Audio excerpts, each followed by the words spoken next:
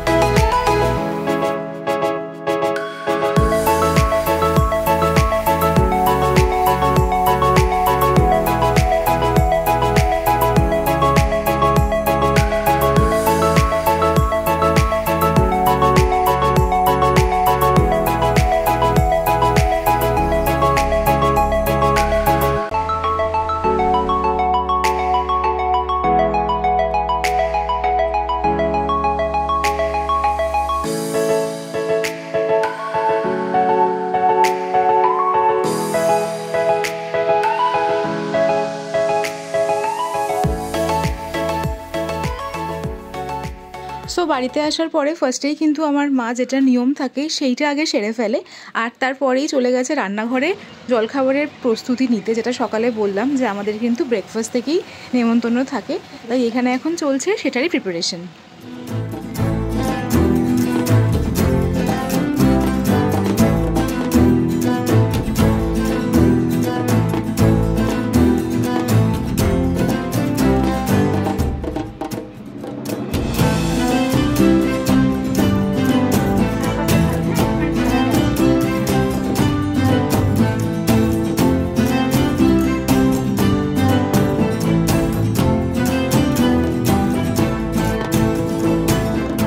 ব্রেকফাস্টের মেনুতে আছে লুচি, পনির, জামাই ষষ্ঠীর একটা সন্দেশ, আর এখানে আমপোড়া শরবত। সবকটাই আমার মা বাড়িতে বানিয়েছে। তো চলো এখন আমরা একটু খাওয়া দাওয়া করে নিই। আর ইন দ্য মিন টাইম কিন্তু আমার দিদাও অলরেডি এসে গেছে।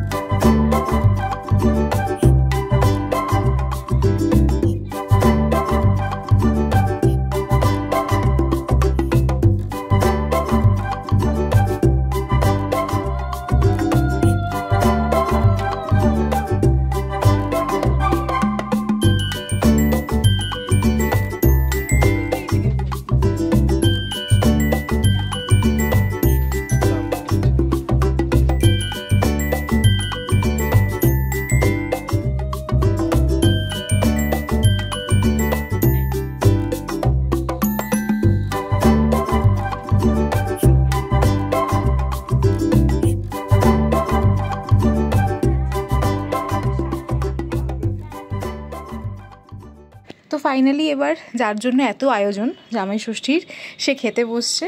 অ্যান্ড কি কি আছে না আছে তোমাদেরকে আমি সবটা এবার দেখে বলবে।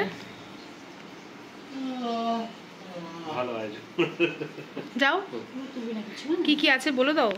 5 রকম ভাজা, 5 রকম ভাজা, আচ্ছা, গন্ধরাজ ডাল, মুসুর ডাল, এটা তো ডাল, হ্যাঁ গন্ধরাজ মুসুর ডাল, পমফ্রেট তাওয়া ফ্রাই, বাহ, গন্ধরাজ রুই, হ্যাঁ, চিকেন কোপ্তা কারি, বাহ, চিংড়ির মালাইকারি, মাটন কষা, আমের চাটনি, আর মিষ্টি, কোল্ড ড্রিঙ্কস।